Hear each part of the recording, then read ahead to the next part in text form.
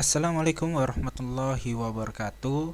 Hari ini kita akan belajar tentang materi permutasi dan kombinasi. Ya, apa itu permutasi? Permutasi adalah penyusunan suatu unsur pada suatu kejadian atau percobaan yang memperhatikan urutan ya. Jadi kata kuncinya permutasi ini memperhatikan urutan.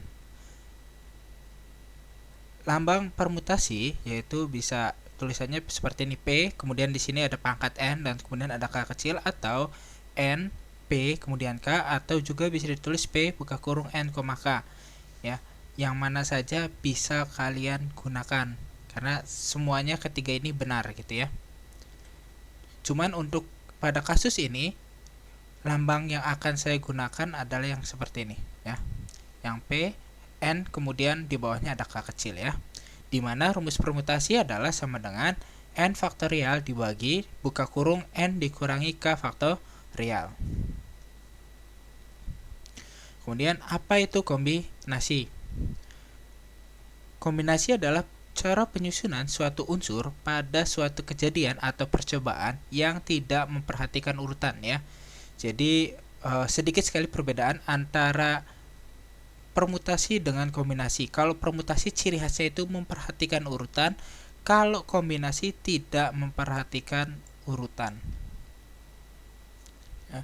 Kemudian lambang permutasi sendiri yaitu C, sama ya, mirip dengan permutasi. Bedanya kalau kombinasi menggunakan huruf C. Ya. Kemudian rumus kombinasi adalah sama dengan N faktorial dibagi N dikurangi K faktorial dikali K faktorial. Jadi bedanya sangat tipis sekali dengan permutasi, hanya bedanya itu penyebutnya itu dikalikan dengan K faktorial ya. Nah, sekarang kita cari tahu dulu itu notasi-notasi dari rumus-rumus permutasi maupun kombinasi ya. P N K ini sama dengan permutasi K objek dari N objek yang ada. Ya, CNK berarti kombinasi ya, K objek dari N objek yang ada. N-nya adalah banyaknya objek keseluruhan. K-nya adalah banyaknya objek yang diamati atau diberi perlakuan ya. Mungkin kalau cuma pengertian kalian bingung, kita langsung saja menuju ke contoh soal.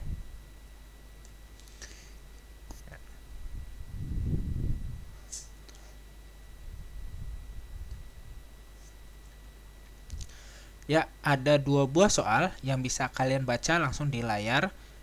Ya, perbedaan dari soal nomor 1 dan soal nomor 2 adalah nomor 1 ya, dari 5 orang ini akan ditunjuk menjadi pengurus organisasi, yaitu yang pertama sebagai ketua, wakil, dan bendahara. Jadi 3 orang itu dipilih, nanti akan ada yang menjadi ketua, akan ada yang menjadi wakil, dan yang terakhir ada bendahara.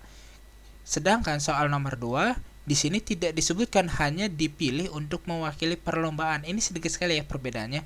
Tapi dari sedikit perbedaan ini nanti dia yang akan menentukan soal nomor 1 atau 2 yang merupakan permutasi maupun kombinasi.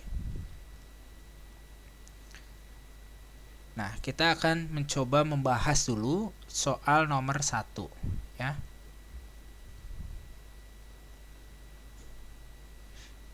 Nah, kita akan cek kasus nomor pertama, apakah kasus ini merupakan memperhatikan urutan atau tidak ya. Karena apa? Kalau urutan itu permutasi, sedangkan kalau tidak memperhatikan artinya kombinasi. Ya. Oke, dari 3 orang yang terpilih, misalkan kita pilih A, B, dan D ya. Yang terpilih ini ada orang A, B, dan D.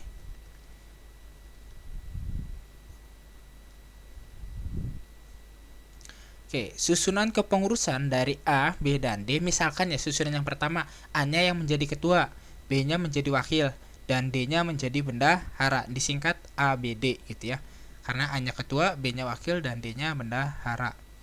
Kemudian susunan yang kedua, B-nya menjadi ketua, A-nya menjadi wakil, dan D-nya menjadi bendahara, atau disingkat BAD ya.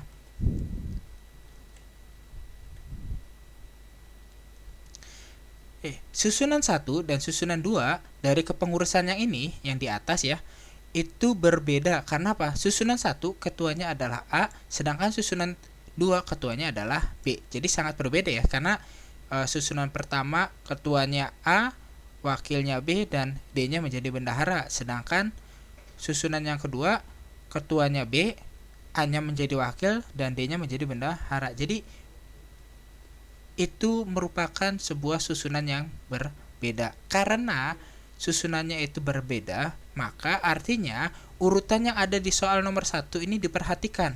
Jadi rumus yang kita gunakan adalah rumus permutasi ya.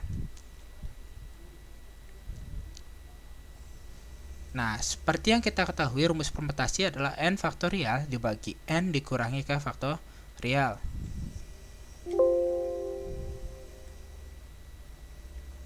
Dimana ini kalian sudah tahu ya, n-nya banyak objek keseluruhan, k-nya banyak objek yang diamati. Berarti banyak objek keseluruhan, berarti ada 5 orang ya, maaf. Ya, ada 5 orang. Ini artinya 5 orang ini adalah n-nya. Kemudian yang akan dipilih berarti kan objek yang diamati nih ada 3 orang, berarti 3 orang ini sebagai k ya. N-nya berarti 5, k-nya sama dengan 3 ya. Maka kita substitusikan ke dalam rumus ya, dimana n-nya itu kita ganti dengan 5 dan k-nya itu kita ganti dengan 3. Berarti kita dapat 5 faktorial dibagi 5 dikurangi 3 faktorial ya. 5 faktorial itu kan artinya 5 kali 4 kali 3 kali 2 kali 1. Kemudian kalian kerjakan dulu yang di dalam kurung, artinya 5 dikurangi 3 berarti kan 2. Berarti 2 faktorial. 2 faktorial itu artinya adalah 2 kali 1. Ya, di sini ada 2 kali 1, di bawah juga ada 2 kali 1, bisa kita coret ya. Maka sisanya adalah 5 kali 4 kali 3. Hasilnya adalah 60. Maka ada 60 cara pemilihan dari 3 orang untuk kasus soal yang nomor 1. Ya.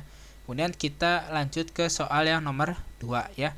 Dengan kasus yaitu dipilih untuk mewakili perlombaan. Ya, sama untuk soal yang nomor 2 kita cek juga apakah soal ini memperhatikan urutan atau tidak. Ya. Kemudian kita misalkan juga 3 orang yang terpilih sama dengan soal yang nomor 1 yaitu A, B, dan D.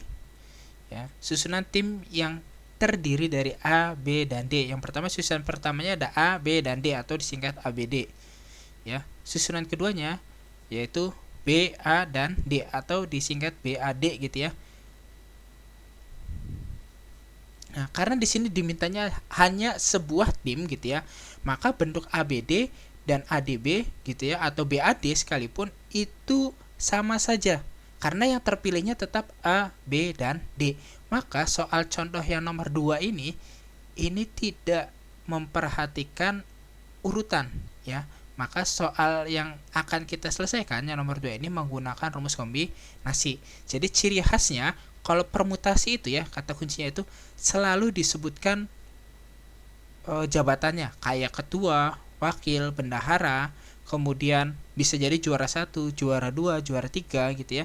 Jadi permutasi itu ciri khasnya adalah dia disebutkan jabatan, pangkat, pencapaian ranking 1, ranking 2, ranking 3. Sedangkan kalau untuk kombinasi dia hanya bentuk general kayak contoh 3 orang dalam tim gitu ya. Jadi itu kan general, tidak secara spesifik gitu. Itu perbedaan antara permutasi dan kombinasi, ciri khasnya di situ. Ya, rumus kombinasi kita tahu bahwa n faktorial dibagi n dikurangi k faktorial dikali k faktorial. Ya. Dari sini kita tahu bahwa n-nya itu ada 5 orang dan k-nya adalah 3 orang. Sama ya seperti soal yang nomor 1 sebenarnya.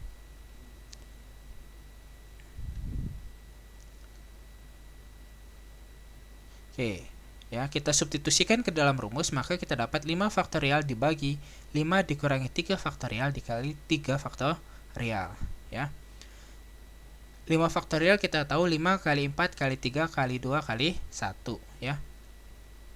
Nah, kita tahu bahwa 3 kali 2 kali 1 ini merupakan arti dari 3 faktorial ya. Maka kita rubah aja ke 3 faktorial nih. Jadi cukup 5 kali 4 kali 3 faktorial. kali 2 kali satunya tidak usah dijabarkan, cukup kita ganti dengan 3 faktorial, karena 3 faktorial kan artinya sama ya, 3 kali 2 kali 1. Di sini ada 3 faktorial, di bawah juga ada 3 faktorial, maka bisa kita coret ya. Ya, maka sisanya adalah 5 kali 4 kali 5 kali 4 dibagi 2 faktorial, di mana 2 faktorial itu artinya 2 kali 1. Maka kita dapatkan kombinasinya adalah 5 kali 4 20 dibagi 2 kali 1 kan 2, berarti 20 dibagi 2, hasilnya adalah 10. Ya, jadi ada 10 cara pemilihan untuk soal yang nomor 2. Oke, permutasi ini kurang I ya, permutasi. Ya.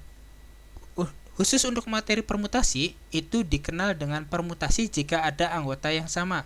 Kemudian juga dikenal juga dengan permutasi siklis ya. Jadi untuk khusus kasus permutasi ini ada permutasi jika ada anggota yang sama dan permutasi siklis. Ya. Untuk permutasi jika ada anggota yang sama ya, misalkan diketahui suatu himpunan memiliki anggota sejumlah n, di mana terdapat n1 anggota jenis 1 yang sama, n2 anggota jenis 2 yang sama, dan seterusnya.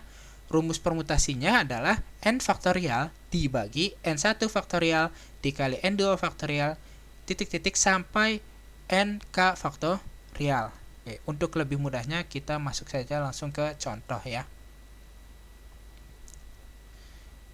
Oke, nah ciri khas dari soal-soal untuk permutasi jika ada unsur yang sama adalah yaitu banyaknya cara menyusun urutan dari huruf-huruf ya. Jadi menyusun huruf-huruf ya.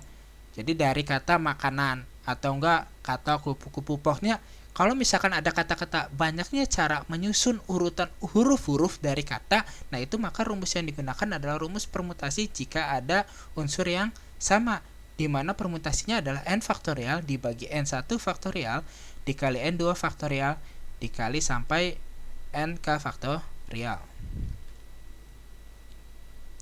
Ya. Baik, kita coba jawab. Pertama kata makanan. Makanan ini kan terdiri dari 7 ya. Ini 1 M, 2, 3, 4, 5, 6, 7. Jadi ada 7 huruf. Maka nilai n-nya ya, nilai n yang di atas ini itu adalah 7. Nah, setelah itu kita tentukan nilai n1, n2 dan seterusnya. Ya. Huruf M. M ini kan huruf yang pertama nih ya. Ini kan ada 1 ya, nggak ada temennya ya. Berarti n1 ini sama dengan 1. Ya, setelah huruf M ada apa? Ada huruf A ya.